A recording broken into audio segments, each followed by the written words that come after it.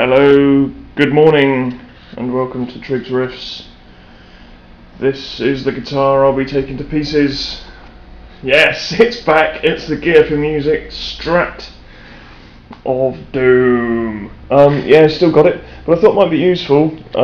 Some people, especially newer guitarists, are a little bit wary about dismounting their guitar, changing pickups, changing the pots even. And generally not too sure about what this does and why, or what that does and why this, if you can see this is awesome, especially on this one. This is why I hate this guitar. Right, see that string, it's like halfway out the first joint of my finger. If we track it, just watch the height of this string. Oh, and it's on the frets. It's on the frets pretty much. Right, okay, so I have unscrewed this. This is the back plate of the guitar, and in here you can see 3 springs and a cable wire. Right, this wire here is an earth, and that comes off the electronics. Okay, it reduces hum essentially. It's just another earth. You have 2 screws here. These adjust the length of these springs, and if you can imagine, when you stretch a spring, the more it wants to kick back. So this kind of sets the initial strain, okay, and that affects what happens on this side of the guitar. Because if the springs are too tight, it brings this bridge down. Yeah. Now what you can do, if it's too loose, this bridge will be pulled by the strings up here. Yeah. So you need to balance between the strength of these strings, the force that these strings are applying onto this, and the springs on the back. Okay. Okay, so I've destrung it, got no strings left, and here we are at the bridge. Right, these things. Right. To adjust the tonality, right, here's the length of the neck. Okay. Now let's say you want to play an E on the D string. Okay, so that's the 2nd fret, that's up there. Yeah. Now you've got another one at the 14th fret on the same string up here. Yeah. Now because there's a lot of string over this distance, what can happen is that an E down there might not be an E up here, yeah. So by adjusting the length of string, by moving these backwards and forwards, you adjust the tonality across the length of the string. I'm not teaching you how to set up a guitar, I'm just saying that these are the things you can think to adjust. I'm not going to tell you how to do it because it's an art. It really is an art. Okay, the next thing on these, so that's in and out. What you've also got is up and down. Okay, can you see these little screws here? If I go down like this, there you go. You can just about see them. Okay. Now these saddles, you can adjust the height. Now this will only adjust the height as a ratio between the height of this and the height of the nut. Okay. So it's the rest of the neck is almost irrelevant. Okay, so I've undone all the screws, and now we can flip it over. See what we've got. Oh, right, okay. Okay, so here's the back of pickup 1, here's the back of pickup 2, here's the back of pickup 3.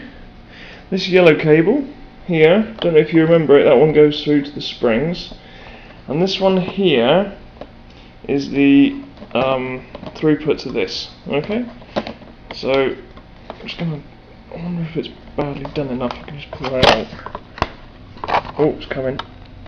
No, I won't be able to. Okay, so let's just clip this like that, and clip this clip this yellow wire because that's earth. Bang, there we go. Okay, so here we are. So when you go on eBay and they say, oh, I've got a pre-populated scratch plate with pickups, this is what they mean. They have this and they have those two wires soldered on, this yellow one there and that black one I just cut. Okay, and that's what they mean. It's literally just that. Okay, so when you get it delivered, you take yours off, stick it on your guitar, and screw it on. Stick it on your guitar, solder the wires on, and then it should work. Yeah. So that explains the eBay thing. And it's also at this point that we start seeing how cheap they make these gear4music make these guitars. If I hold that here, you can actually see where it's been filed. Yeah, that is supposed to be a right angle. But you can see that as it wasn't a right angle when it came off production, that's been done, that's been filed, and that's just to get around the neck. Yeah, so this isn't square, this whole thing isn't square. Yeah, and they filed that. Interestingly, at the bottom, this bit is pretty square and it does fit around the bridge, so they've obviously had a problem with the tops but not the bottoms. Okay, this is a gear4music guitar. I reckon if you were to buy a real Fender, then no scratch plate in the world, no official scratch plate would actually fit in this guitar. Okay, but there you go, that's what they mean by a pre-populated scratch plate. So you have blue pickup, and then it goes, and that goes into one selector, and then into earth. You have the red one does the same thing, and the yellow one does the same thing. I wonder if I can get in there and show you. So yeah, okay, the yellow one. Okay, all three pickups done the same way. So this yellow one comes in, it's split. That's the live. It's like the live wire. And the second bit, the earthen bit, it goes into there and it earths on top of this pot. Yeah. There's also an earth from this tone pot through that capacitor into the middle pin on this one. That should be the outer pin. It is the outer pin. Right, okay. And you've got the middle pin from this tone pot to there. Earth one. That earths from there to there. This one's an earth, and that earths from, that's a link, so it links from there, so that earths from there to there to there. That. Right. Let's have a look in here. Right, now we can see there's quite a lot of sawdust. I'm not sure what this guitar is made of. Probably some kind of tree wood. Or maybe not. There is a lot of, I'm not even sure if that is that. Look at that. That is, I'll tell you what that is. If you can see that, right? I just got that out of here. It's just this stuff. This stuff here, I guarantee you, I might even get my sander out and show you. This stuff here is plaster. Okay? If you want to know how they make these guitars so cheap, instead of, and it's also the reason why expensive guitars tend to be, you tend to be able to see the grain through them. Okay, what they've done is they've got a bit of wood, or maybe 3 or 4 bits of wood. What was that? And it's got holes in it, or it's got eyes in it, or it's got stuff that affects the finish of this. Okay, so what they do is they fill it with polyfiller or similar. Oh, look at the state of this. They fill it with polyfiller and stuff, and then they coat it in this, and because they coat it in this, you can't see that it's mostly polyfiller.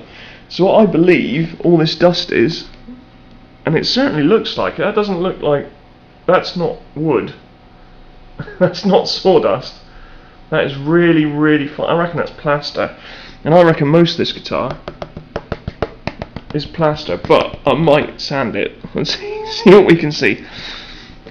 The neck actually, the neck looks pretty good. It's really bizarre. It needs refretting, I think, because some of the fret heights are wrong. This is really hard to do. Some of the fret heights are a little bit off, I think. Maybe those at the end. I don't know, I haven't got a measuring thing, so. Yeah, the neck doesn't look too bad, ironically.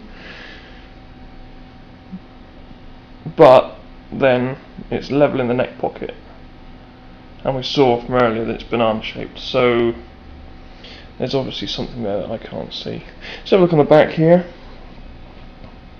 Okay, what I can see here is this curve. It's supposed to be, that's supposed to be flat, but so when you put the guitar in, this bit's curved and this bit's flat, so you expect it to be flat, and then the neck would start to intrude. What's actually happening is the neck's coming away from the neck pocket.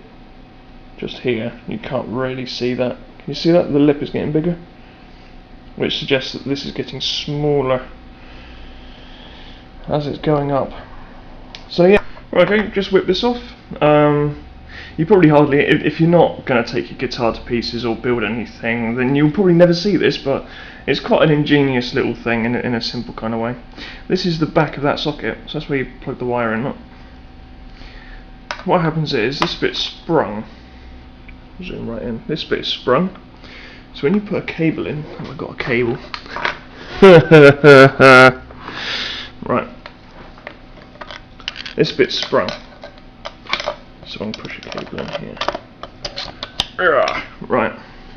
So when you push a cable in, this bit goes onto the live jack bit, and the casing encroaches onto the cable there, you see. So if you look at this, you have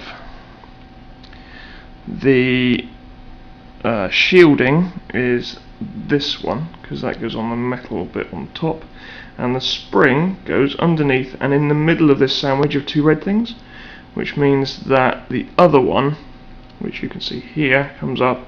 That is your live side, that's your positive side. Okay? But it's just an ingenious little spring thing. It just holds it in like that. It's really simple. Well, I thought you might want to look at it. Boing. Okay, so I've unscrewed the neck joint. Okay. Now I haven't looked yet, because normally manufacturers put little notes on the neck or in the neck pocket or something like that, like the year of construction. And I haven't looked, so just as much a surprise for you as it is for me. Right, here's the neck joint cover. Nothing on it at all. So it really is just generic stuff. It really is generic. Just mass-produced rubbish. Here's the moment of truth. I'm going to hold this really hard. Right, it's going to come apart now. Here we go. Here comes the neck. Is there anything on it? That's disappointing. I was expecting a year. So Fender put a year of manufacture on there. Normally you get a note on there as to. In fact, look at that. You would have thought. Look at the distance of that hole to the edge compared to that hole to the edge. Now, okay, there's probably luthiers out there who can tell me. Is that normal? That doesn't feel normal to me at all. Surely they should be square. I think this whole guitar's off the cock, to be honest. You know, anyway. Yeah, so there we go. I'm disappointed that there's no manufacturer's marks apart from a 9 in the corner. Normally, if it's mass produced, you get a number on the neck and a number on the body. And that's purely just to say this neck fits this body. In fact, you can tell here, if you look at the shape of that, I imagine that's supposed to be square. Maybe that's the reason why the holes aren't, is because they've squared it up physically rather than having to recut this. So this is a really, really bad guitar. Well, it is got proof here. It is actually made of tree wood. Because that is wood. Can't deny that. That is wood. Wonder how much of it is plaster. Now is that? You're upside down now. Do we reckon that's plywood? Or do you reckon it's just where it's cut? It's the same on that side. Maybe people who have more knowledge of wood than me can give me a shout and let me know. That's a really interesting way of doing that. Yeah, there we go. A little bit disappointed, but yeah, the guitar in I'm sorry. Look, check this out. Look, when you dismantle a guitar, you might have the fluff of ages in it, little dust balls and stuff like this. Is plaster, I can tell you that now, it's definitely plaster. Sawdust does not do that. Unless it's, it's almost like flour. There we go, yeah. So later on I might sand it and see how much of it is plaster and how much of it is wood. Because you never know. This neck is twisted slightly. Try and hold it straight. Yeah. I don't know. Well, stick it if you can tell me why. You know, some of these questions that I've got in there, like why these holes, and these holes shouldn't be offset, they should be square, surely. Yeah, if you can answer any of these questions, that would be great. This nut is actually trashed because the slots are too deep. Yeah. There you go. Gear4music guitar teardown. I'm gonna have to do some serious fucking editing here. Alright. Well, thank you very much for watching. Like and subscribe, comment. Thank you very much. Catch you later.